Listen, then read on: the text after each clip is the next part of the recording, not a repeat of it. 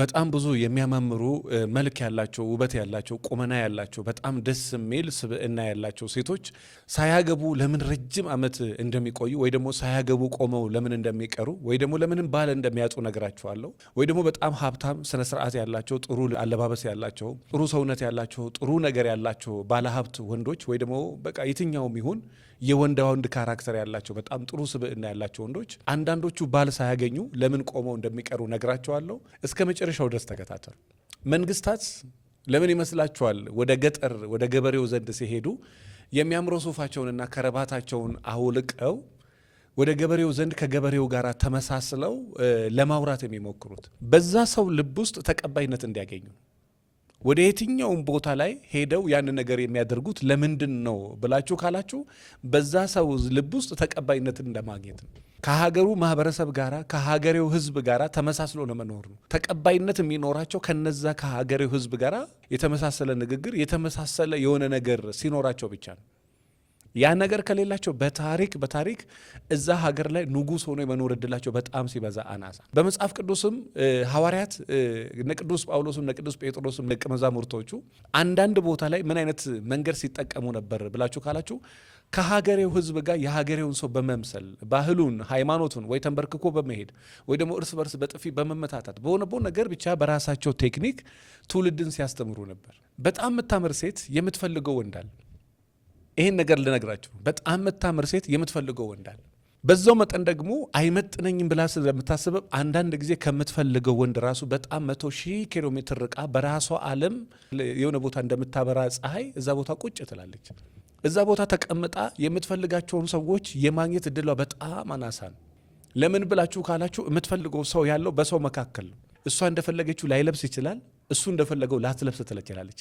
ነገር ግን የምንወዳቸው የምንፈልጋቸው ሰዎች መካከል ነው ያሉት።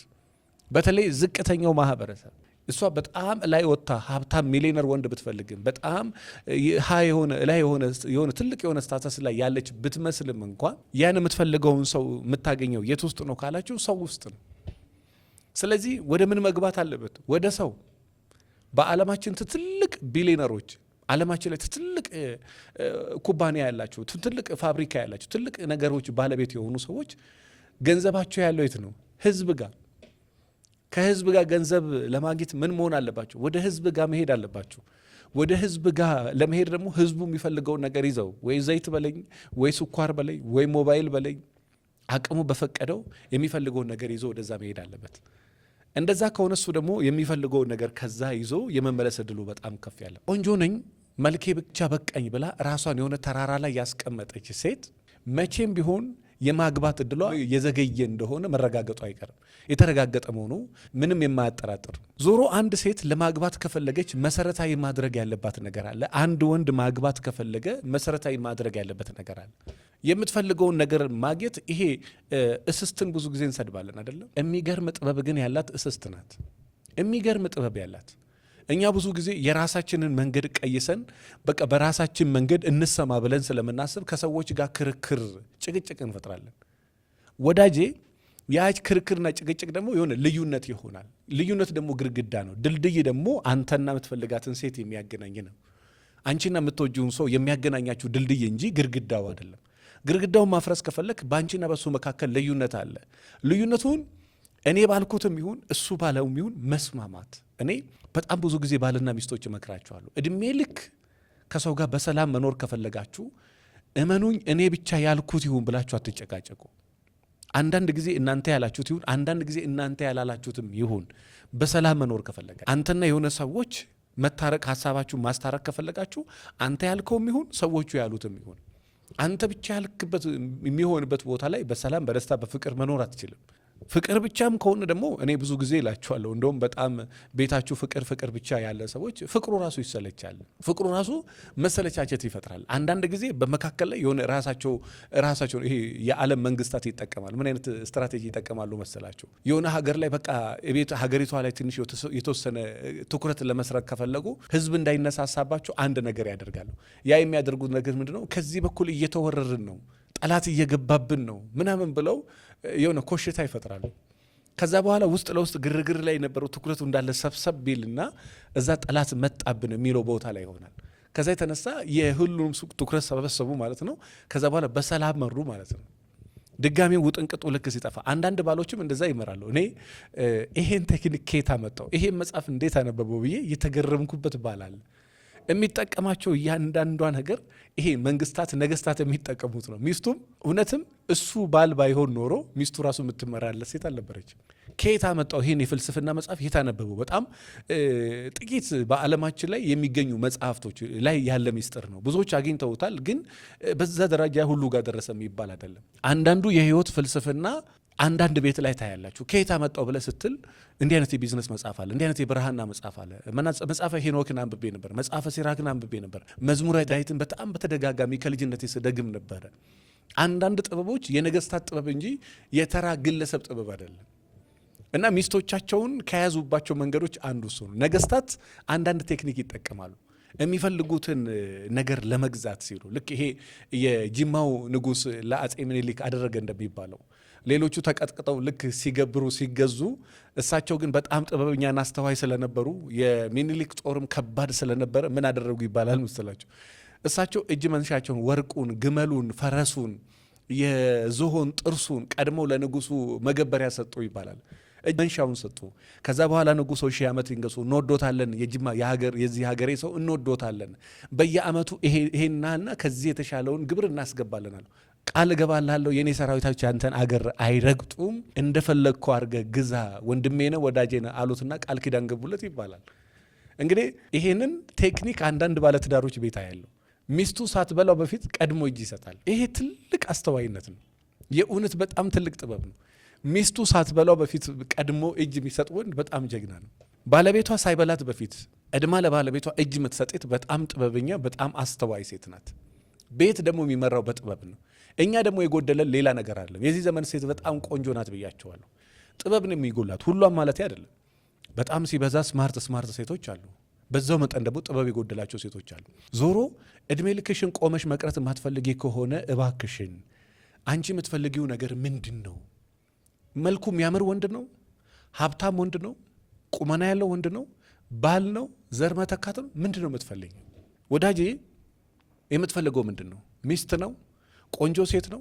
ምንድን ነው የምትፈልገው? የምትፈልገውን ነገር በደንብ ለይልኝ። እኔ እንደ ሙያተኛ አንድ ነገር ንገረኝ ብትለኝ ለየትኛው ንጉሥ የምትመች ሴት ኢትዮጵያ ውስጥ እኔ ትልቅ ባለስልጣናት፣ ትልቅ ባለሀብቶችና ትልቅ ሰዎች ያገቧትን ሴት ልንገር። በጣም ታማኝ ሴት፣ ጥሩ አመለካከት ያላት፣ ከዛ ራእያቸውን የምትደግፍ ሶስቱን ነገር ያላት ሴት የእውነት ሚስት ናት። ለንጉሥ መሆን ትችላለች። አንተ ከፊት ስትዋጋ ከኋላ ደጀንህን፣ ክብርህን የማስጠበቅ ይሄ ግዛትህን ታስጠብቅልሃለች። አንተ ብትሞት የሞትክለትን ነገር ጠብቃ ትቀጥላለች። እነዚህ ነገር የሌላት ሴት ግን ገና ሴትነት ደረጃ አልደረሰችም። 40 ዓመትም ትሁን 30 ዓመትም ትሁን 35 ዓመትም ትሁን የምትሆነው ሰው አለ፣ ለሆነ ሰው ትሆናለች።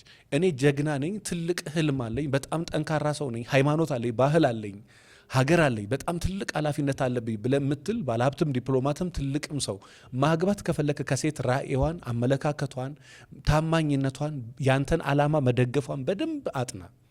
እቺ ሴት ጠንካራ ሴት ናት። ለምን መሰለ? ፊቷ ላይ ተንጠለጠለ ነገር ከሆነ ያለክ ይሄ ፊቷ ይጠፋል።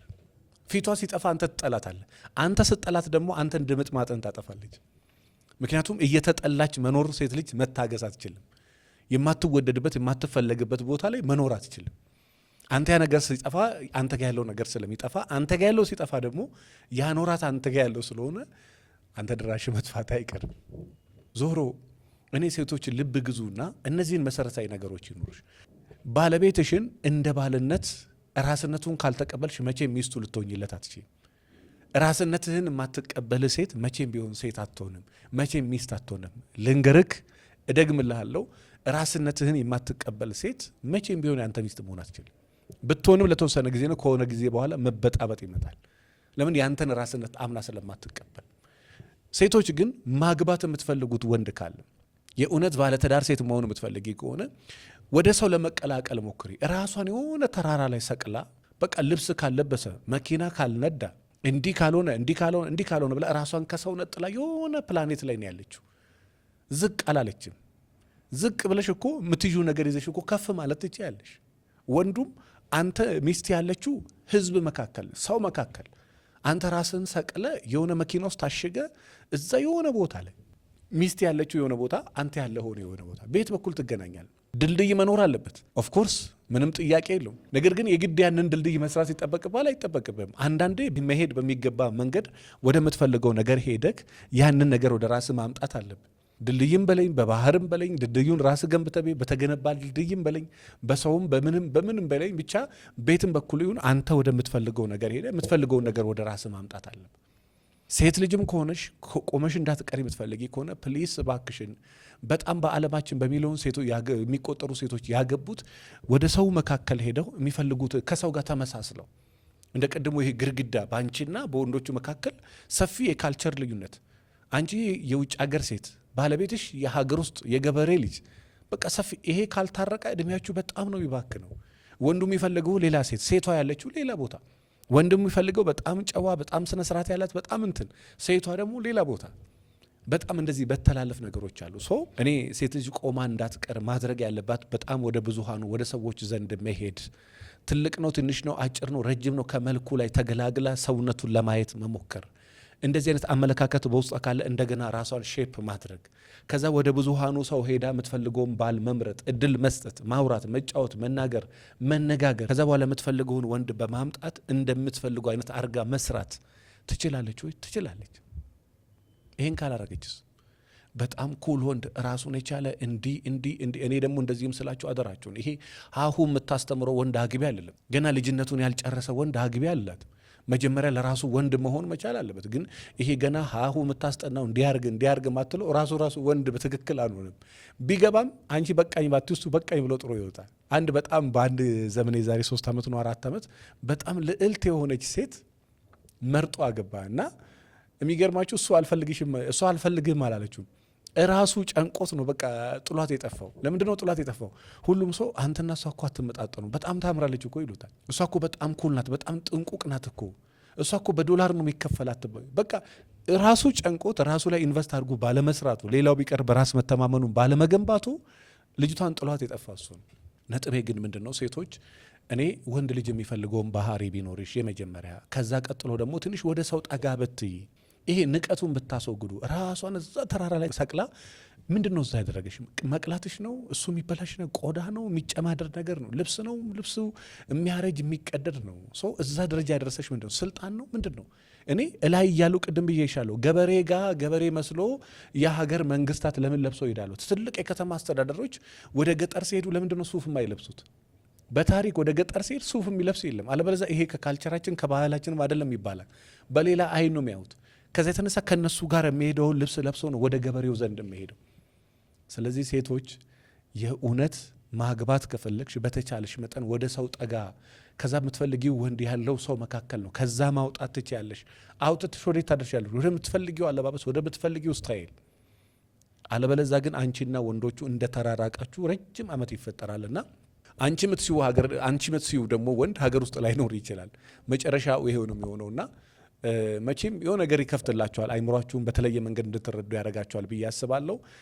በእርግጠኝነት የሆነ ለውጥን ማየት ትጀምራላችሁ። ራሳችሁን የሆነ ፕላኔት ላይ ማስቀመጥ ምትታችሁ በልብስ ነው፣ በቁመና ነው፣ በቅላት ነው፣ በምንድን ነው የተለየሁት ከሴት የምለየው በምንድን ነው ብለሽ እንደገና ማሰብ፣ ራስሽን ዝቅ አድርገሽ ወንዱ ወዳለበት ወደ ስራ ቦታ፣ ወንዱ ወዳለበት ወደ ምርቱ ቦታ፣ ወንዱ ወዳለበት ወደ ንግድ ቦታ በመሄድ የምትፈልጊውን ሰው ወደ ራስሽ ታመጫለሽ።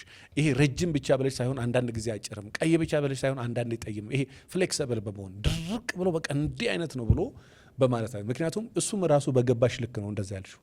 አንደርስታንዲንግሽ እያደገ ሲሄድ ነገሮች ያይሽ እይታ ከፍ እያለ ይመጣል። ዛሬ መረጥሽው ምርጫ ነገ ትጸጸችበታለሽ።